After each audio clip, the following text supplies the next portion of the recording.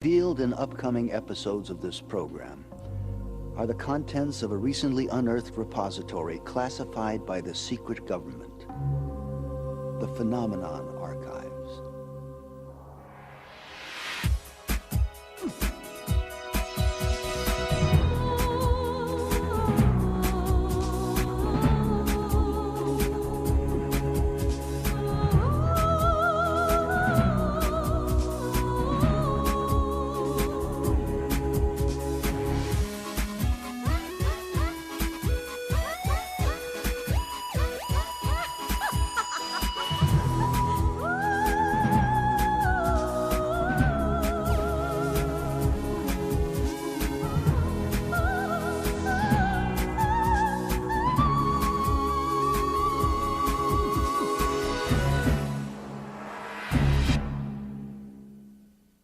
Many of us would like to believe that the achievement of greatness is rewarded, if not monetarily, then certainly through the even eyes of history. In the next 60 minutes, you may be shocked to discover that at least one man whose accomplishments touch each of our lives on a daily basis has been virtually forgotten. At the head of the 20th century, Nikola Tesla, a Serbian immigrant and inventor whose name is nearly forgotten, catapulted our civilization into the new age. The use of alternating current, radio, fluorescent lighting, remote control, and robotics, a total of 700 patents, are all attributable to this one man. On Thursday, January the 7th, 1943, at approximately 10:30 p.m., with the world engulfed in a struggle against the dark forces of the Nazi war machine, Nikola Tesla breathes his last, dying alone in a small room at the Hotel New Yorker. Outside, the city is alive with his legacy, glistening with the electricity from Tesla's fully realized vision of a world powered by alternating current. He was incredibly aware of the consequences of his scientific inventions and their impact on the total development of mankind. Tesla is buried in relative obscurity, a fallen giant of invention whose discoveries remain the foundation for some of civilization's most important scientific advancements. He is one of the greatest geniuses of the 19th century. Edison was one level of science, but Tesla was many levels higher. He was a lonely character, researching independently, outside mainstream science. He must have appeared to the so-called normal world like a complete eccentric. He gave our country a tremendous package of technology applications and wonders, and our lives, all our lives are collectively much better because of his work. Why has this great man been so neglected by his fellow scientists and the public? Perhaps the answers lie more in the works never realized by Tesla than in his publicly acknowledged achievements.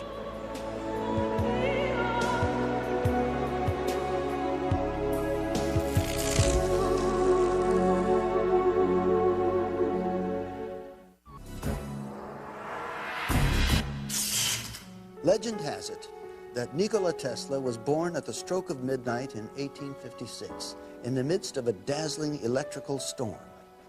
As a young man, his greatest aspiration was to harness the power of Niagara Falls.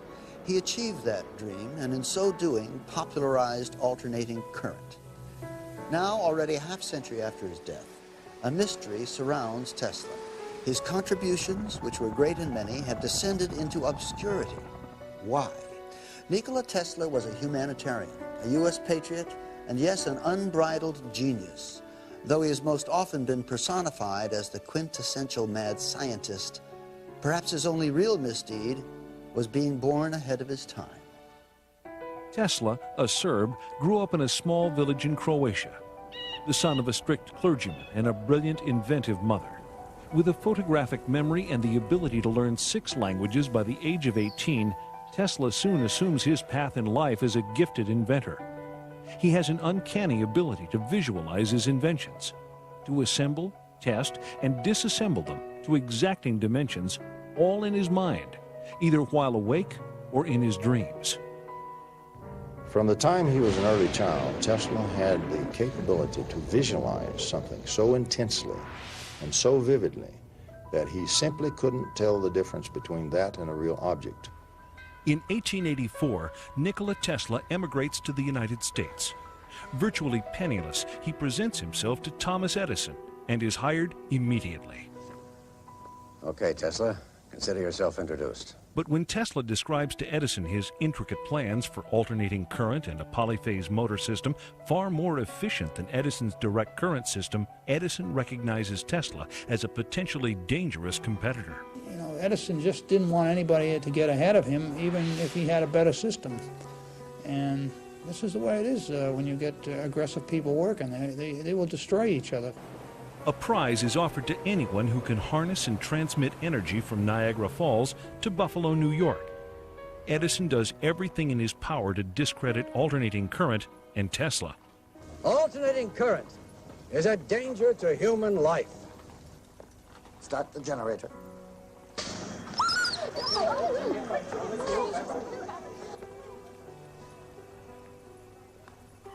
You have just seen alternating current in action. Despite Edison's opposition, Tesla's AC polyphase system is adopted. And in May of 1888, George Westinghouse hears about this remarkable inventor and buys the alternating current patents. By 1897, both Tesla and alternating current become a household name throughout the world. He realized completely what would happen with the implementation of alternating current and electrification of the whole planet. That it would bring tremendous change in human life, in information in general, even in the mental state of human beings.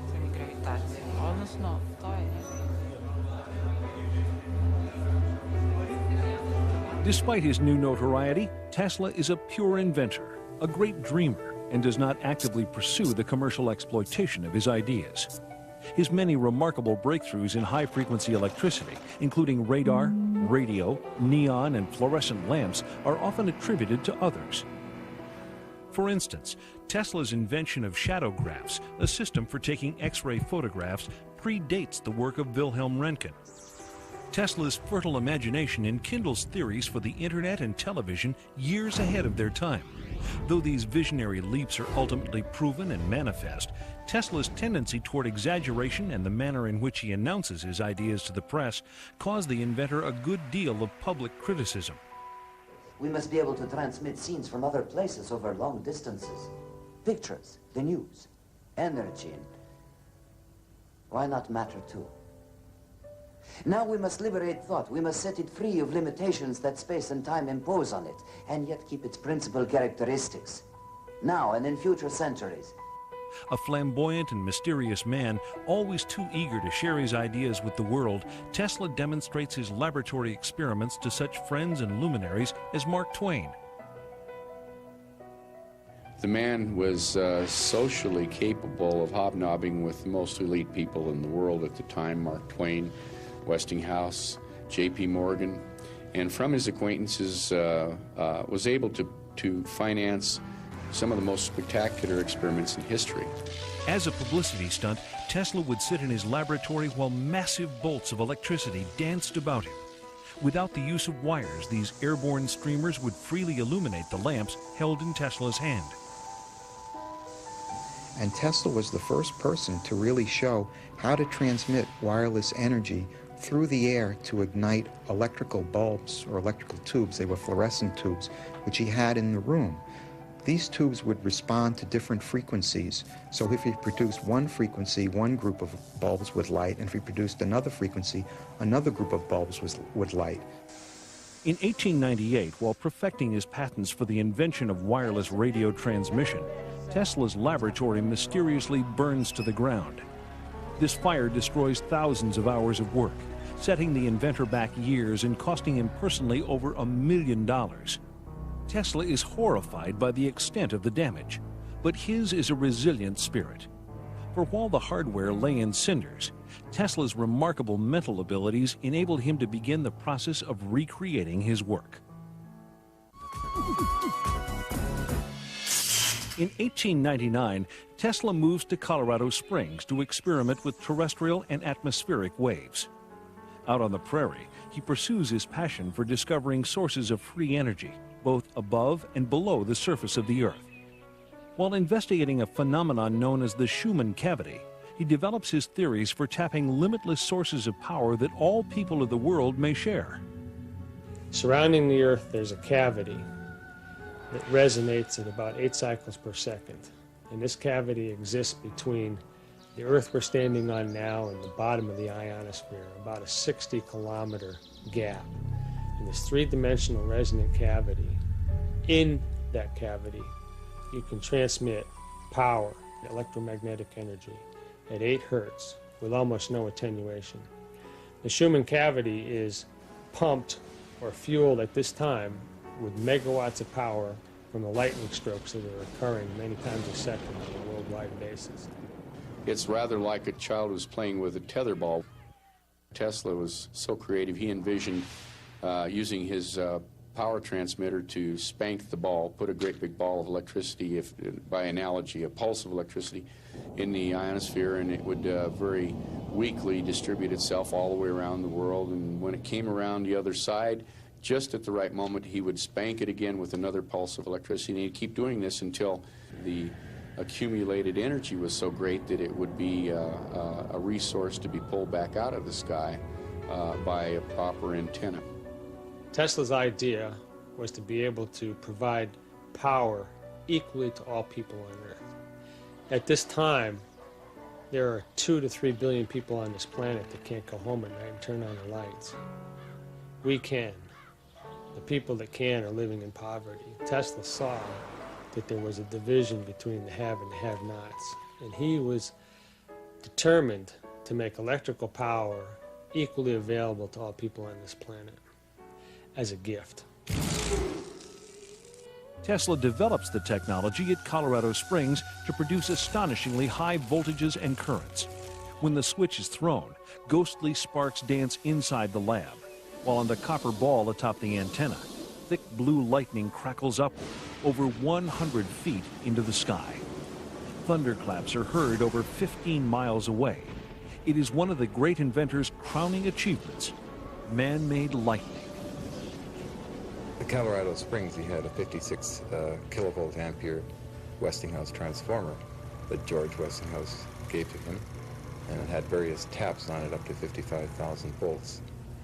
And through the amplification of this transformer into his magnifying transmitter, he's able to actually blowing up the Colorado Springs, some of the generators in the Colorado Springs plant at a distance of about 25 miles away. Originally, it was thought that he generated or used so much power from the utility company that it burned out a couple of their generators. Since then, there's been some conjecture that actually he was picking up more energy from the surrounding air at that high altitude, and it was feeding back into the generator, and you cannot feed electrical energy back into a generator, and that's what blew him out. And they wouldn't sell him any more power until he and his assistant went down and repaired the generators. Tesla determines that waves of energy in the Earth can be used to transmit power to any point on the globe. In laboratory tests, he successfully demonstrates the illumination of wireless lamps many miles from the laboratory. But his experiments also produce more ominous possibilities. Alpha waves in the human brain are between 6 and 8 hertz. The wave frequency of the Schumann cavity resonates between 6 and 8 hertz. All biological systems operate in the same frequency range. The human brain's alpha waves function in this range, and the electrical resonance of the Earth is between 6 and 8 hertz. Thus, our entire biological system, the brain and the Earth itself, work on the same frequencies. If we can control that resonant system electronically, we could directly control the entire mental system of humankind. Tesla, aware of the awesome power this aspect of his discovery might unleash, decides to keep it under wraps. With the success of the Colorado experiments, Tesla moves back to New York City. After courting several financial backers, he is introduced to J.P. Morgan, the infamous banker and international financier. Morgan is convinced by Tesla's promise that he can, quote, build a world broadcasting system that will earn millions. Inspired by the earlier works of genius attributed to Tesla, the business-savvy Morgan invests $150,000. Though he must concede 51% ownership in his radio patents to the fabulously wealthy industrialist, Tesla nevertheless proceeds with his construction of the legendary Wardenclyffe Tower in 1900.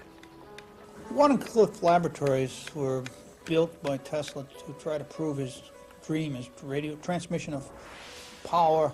First it started off, he told his backers it would be just voice communication, but his real dream was power. Soon thereafter, with Wardenclyffe in the midst of construction, Tesla receives a report that Guglielmo Marconi has successfully completed a trans-ocean radio transmission. Morgan threatens to pull out. Rather than admit defeat, Tesla expands on his original idea for Wardenclyffe, transforming it into the pilot project for his long-envisioned global power and communications system.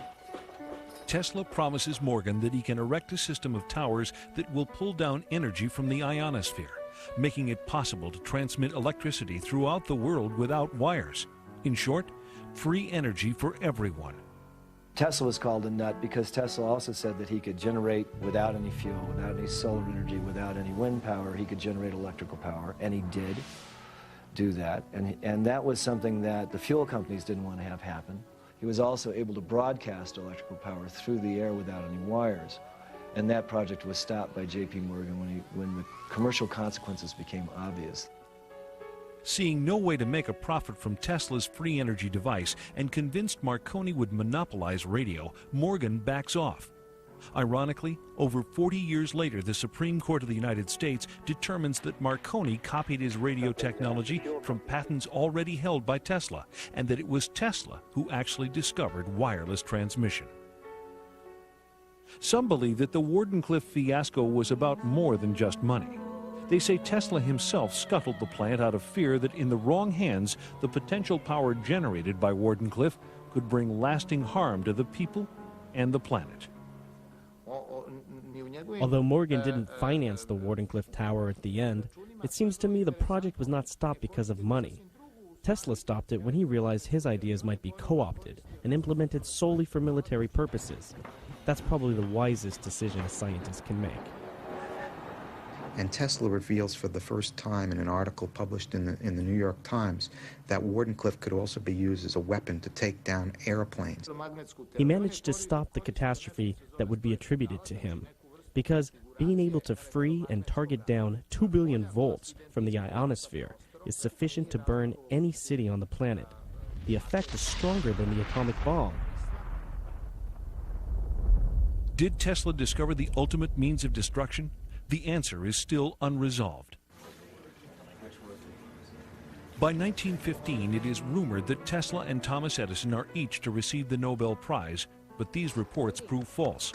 2 years later, Tesla is awarded the Edison Medal by the American Institute of Electrical Engineers. But any credibility this might afford him is undone by Tesla's extravagant boasts that Wardenclyffe can be used to modify the weather. They tore the tower down during the war because the military thought that was there for spy purposes. It took at least 3 or 4 charges of dynamite. It was so well built, they almost couldn't demolish it.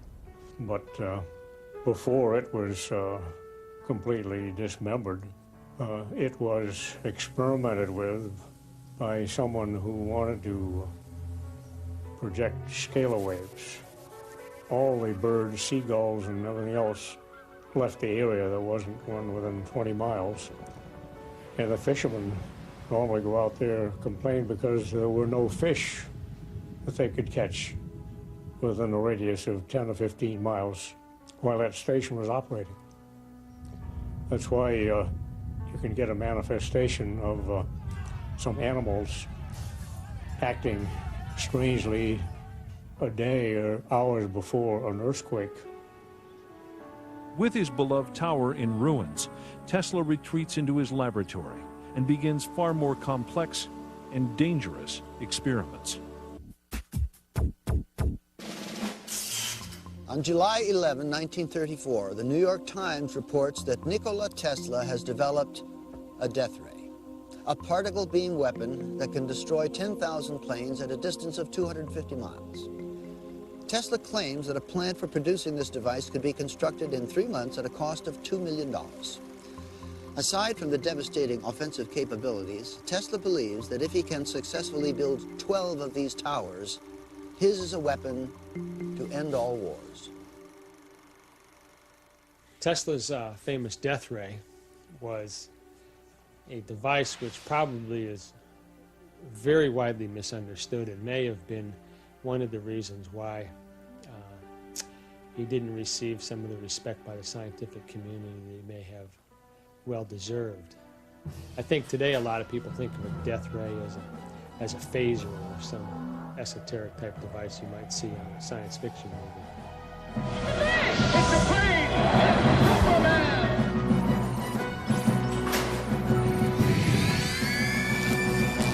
Tesla's claims terrify the public, but fascinate Hollywood. He is parodied in Superman cartoons as a mad scientist terrorizing New York with an electrothanasia death ray and an army of remote-controlled robots. Tesla's death ray was actually a particle beam weapon. A particle beam weapon which he had developed in the 30s. It was based on the principle of electrostatic acceleration of minute particles of charge, similar to work being done by the Department of Defense. The basic concept is that you take a particle, a micro projectile it's called, and through the use of high voltage, you accelerate it to great velocities. The velocity being very high, the particle doesn't have to be very big to do a lot of damage. If you get a stream of these things being accelerated and projected, you will do substantial damage. You'd be able to knock down a missile in space, for instance. With only 12 such plants strategically placed around the United States, Tesla claims his teleforce can be used to keep the United States safe from all foes. With the world on the verge of World War II, the United States government takes an active interest in the Tesla death ray. Because he was a patriot, he offered this system to the United States government.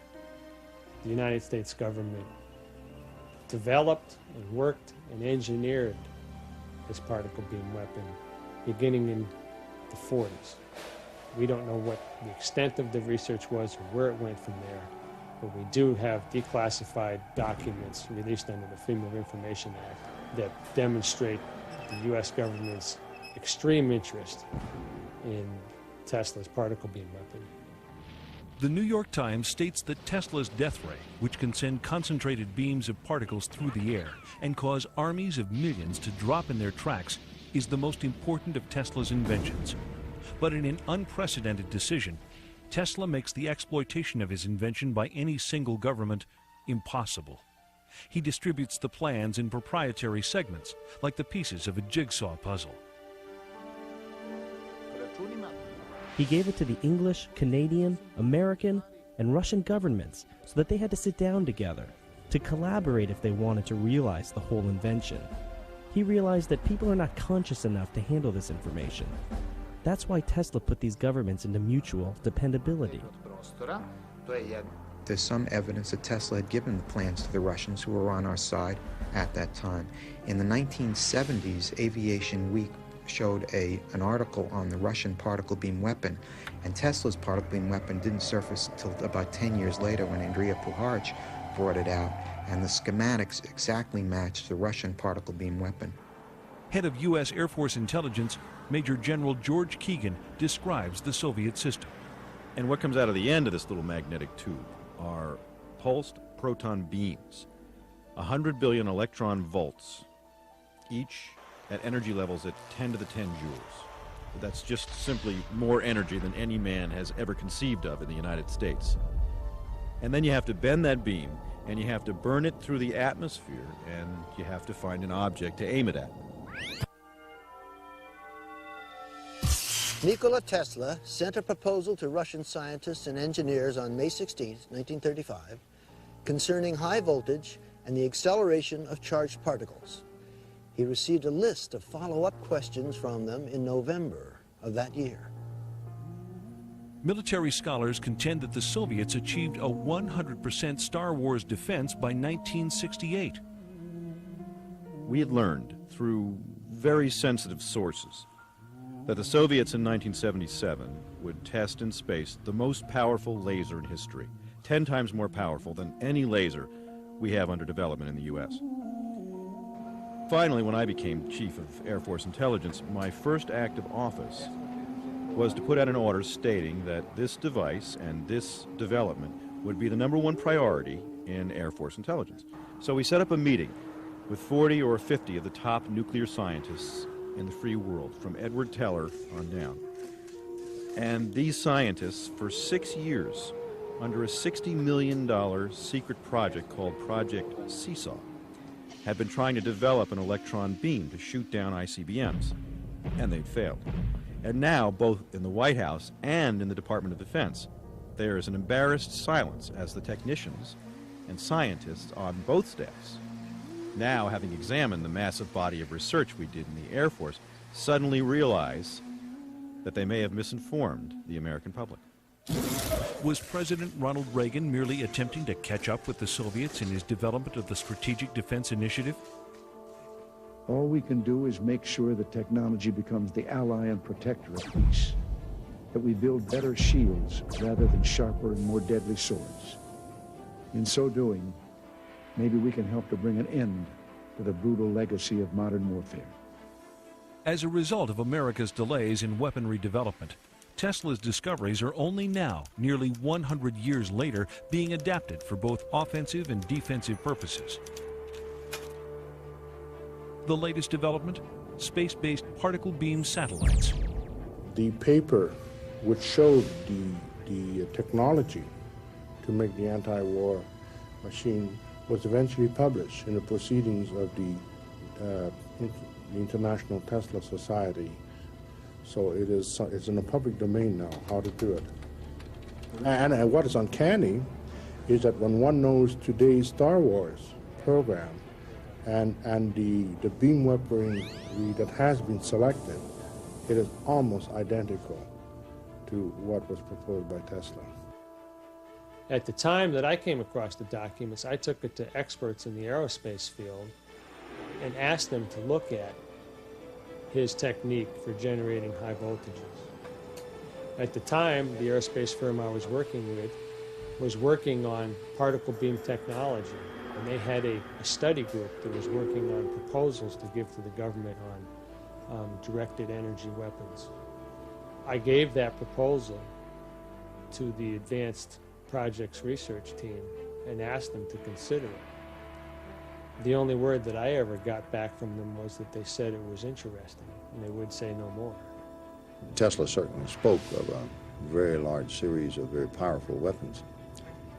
I think that's a reasonable thing, and let's approach it this way. Certainly I'm on record as saying the weapons exist and that several nations have weaponized them. We know that the Russians very early on were interested in things like free energy right out of the vacuum, and they were interested in weapons. What became of Tesla's weapon? It's never been heard from since. It may be something that's in a closet somewhere. It may be something that's used. It may be in orbit. We don't know. There is no question today that the Soviet Union has these weapons. And if what I put together is correct, and I'm absolutely convinced it is, 3 other nations of the world also developed those weapons and resoundingly checked the Soviet Union. The other 3 are friendly to the United States, not hostile. And I think that played one great part in the fall of the Soviet Empire. 3 other nations today are indeed working on what I call the Tesla weapons, or really scalar electromagnetic weapons. And these nations are not really friendly to the U.S. at all. So it's a much more dangerous world that has emerged.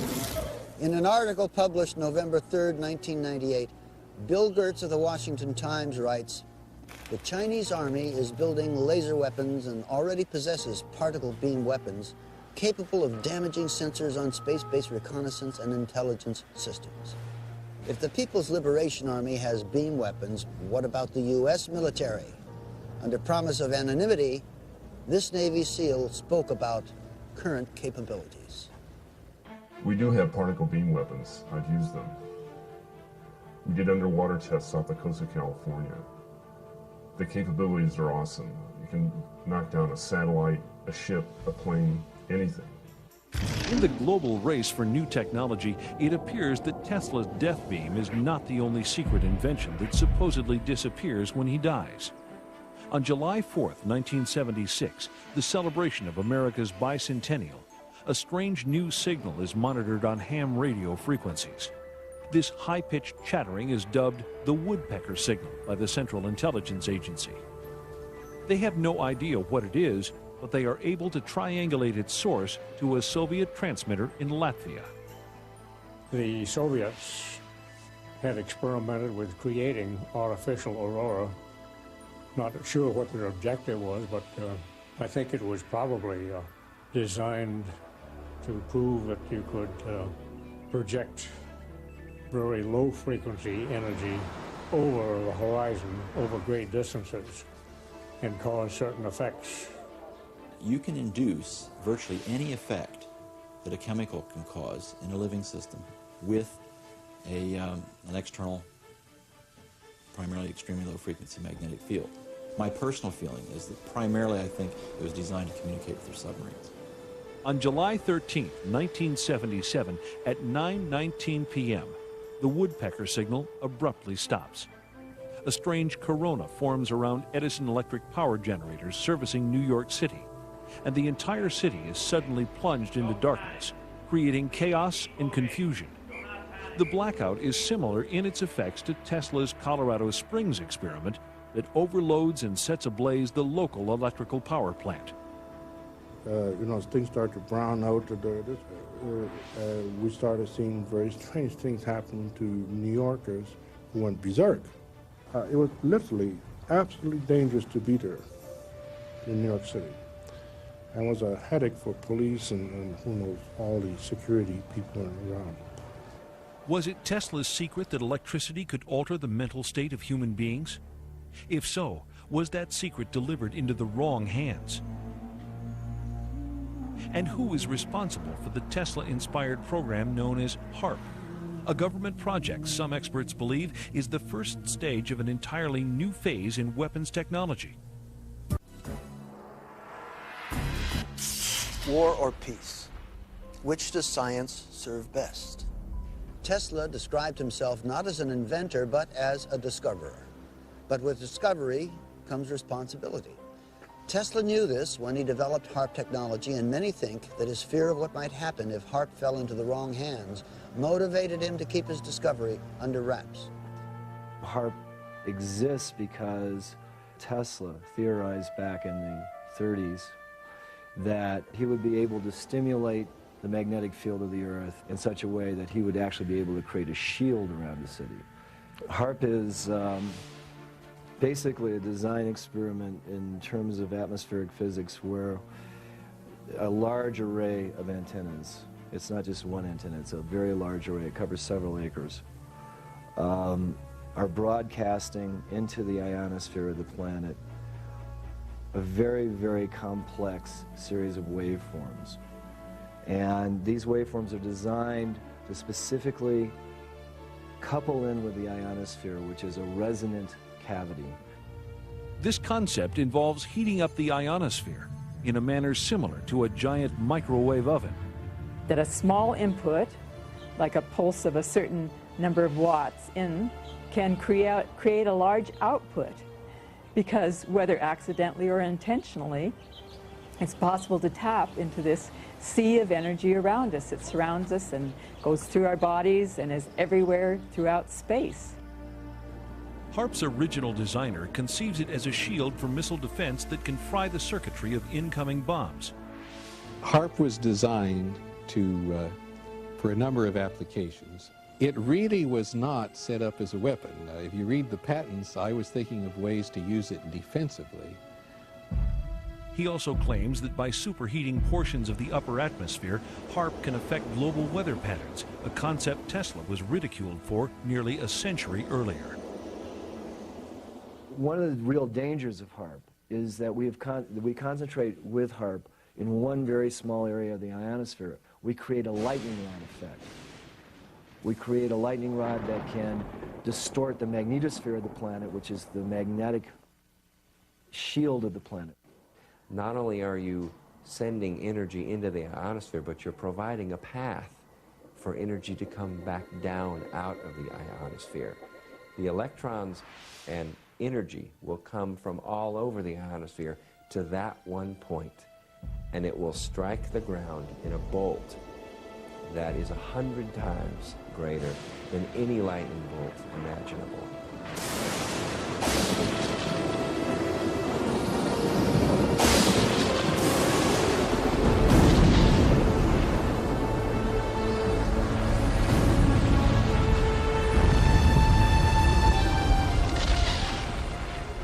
Kind of like 3 or 4 Mount St. Helens volcanoes going off each second. The true power of HAARP technology is not yet known, and there is no civilian monitoring agency. The possibility that HAARP may be capable of enormous planetary disruptions, including weather changes, global warming, or even slowing the Earth's orbit by shifting the shape of the ionosphere, may tell us why Tesla suppressed the blueprints for this invention. He stopped his power shield defense project in 1905 because he realized that such a resonant system of 5 towers around the globe could cause a tremendous destruction of humankind. Not long after, Tesla's money runs out. His main supporters either die or sever relations. As his anonymity increases, he continues with even more esoteric research. He was very much concerned with being able to utilize the phenomenon of resonance to do certain things, not the least of which was to destroy certain materials. And that was evidenced later on by that experiment he did on Wall Street, where the new building, steel building, was going up, and he tried out one of his resonators, nothing more than a mechanical vibrator. It was battery operated, and set up a resonance in the steel beams to the point where it kept building up, like pushing a kid on a swing, you know, keep pushing, and a little push will take it a lot further every time. And he almost brought the building down, scared the people who were working on it. They thought they were having an earthquake.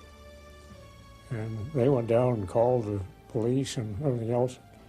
Tesla got a little bit scared and picked up his equipment, put it in his pocket, and went home. He had one other unfortunate incident, which today we would laugh at, but was very serious at the time. He picked up radio signals from space. You know, we know today, of course, that planets radiate RF noise and so forth. But when he announced this, it just caused a sensation, and all the scientists said immediately, "What a kook! You know, what a idiot!" There were rumors you went to Colorado Springs in order to contact Mars. Is that true? I never intended to. However, I recorded certain electrical impulses of unknown origin, and these were repeated at constantly timed intervals. It's possible they were a kind of signal from space. And did you in turn send them a message? Ask the Martians that question. Mr. Tesla, That's all today. No more questions, please. They got to thinking, I'm sure, well, he's talking crazy now. He's feeding pigeons in the park, and he's got this crazy idea of transmitting signals to Mars. And Tesla is so advanced in his thinking, so sensitive and eccentric, that few of his colleagues understand his work. He is perceived as snobbish and overconfident. He was ostracized, I think, primarily because of his difference and because of his radical statements and because of his pronouncements of great systems. They didn't have the foggiest notion of what he was talking about. Nikola Tesla saw many of his inventions scrutinized, then adopted by the military. However, it becomes apparent that as a citizen of the planet, Tesla ultimately serves a much higher authority. He met Swami Vivekananda in New York City in the late 1890s. Swami Vivekananda was probably the first yogi to come to this country with Eastern philosophy and present it to the West.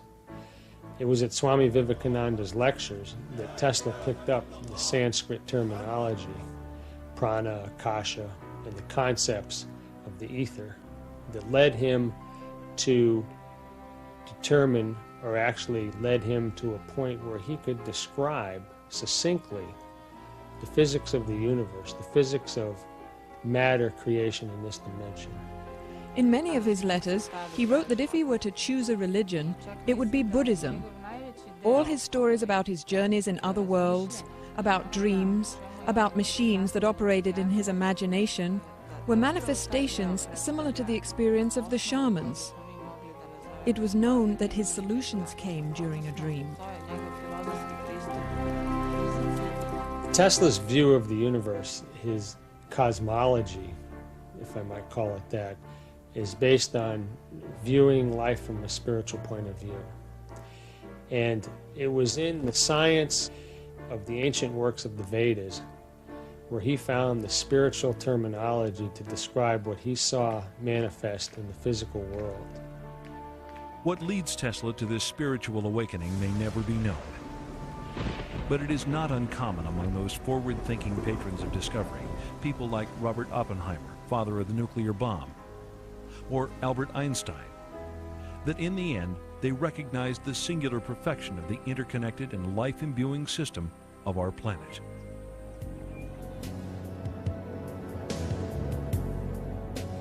He was trying to understand what the basics of energy and resonance were. What is the nature of the energy that's in the cosmos? What's the basic essence of the energies that come through nothingness to give us something?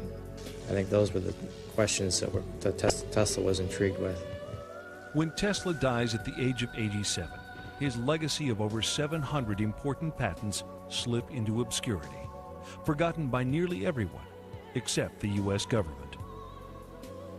Tesla's possessions are sequestered in a government warehouse for 10 years following his death. Official reports confirm that the collection was microfilmed during this period. When contacted, however, no government agency revealed any information regarding these microfilms. After a decade, the government officially denies the existence of any secret weapons technologies included among the Tesla papers. Rumors nevertheless persist to this day. Whatever may have befallen Tesla's undeveloped discoveries, the inventions that remain contribute daily to our science, our medicine, and our environment. Perhaps this is what Tesla ultimately envisioned. Perhaps the missing secrets of Nikola Tesla are right where they belong.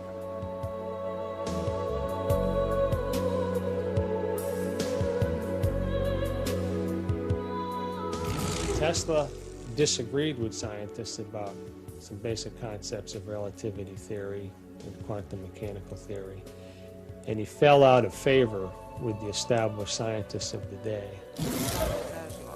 Tesla was very knowledgeable about quantum mechanics and Einstein's theory of relativity. Both were developed during his lifetime. And he suspected that sooner or later, quantum mechanics and relativity theorists would enter into a crisis. And that's why he used to say, "The present time is theirs, but the future is mine." Sir Albert Einstein also said that once there's a bunch of little theories all over the world, that's a prelude to a major breakthrough in science and physics. I think that science today needs to take a new look at some of the theories of Tesla, because there is more to the universe than what we are looking at and what we are observing with our scientific instruments. We've reached a point in our conscious evolution of the species. We have the ability at our fingertips now to engineer and to manipulate space-time and gravity. We're on the threshold of a new technology. Nikola Tesla was the gatekeeper of lightning. Some of his ideas earned him a reputation as a fruitcake. Some permanently rocked the world of science. Still others changed our planet and our lives. The next time you plug in your cable TV, remember the man who made it all possible. You might also imagine a world with free, unlimited energy, and a world without wires, because that's what we lost when we lost the lightning of Nikola Tesla. I'm Dean Stockwell, and these are the Phenomenon Archives.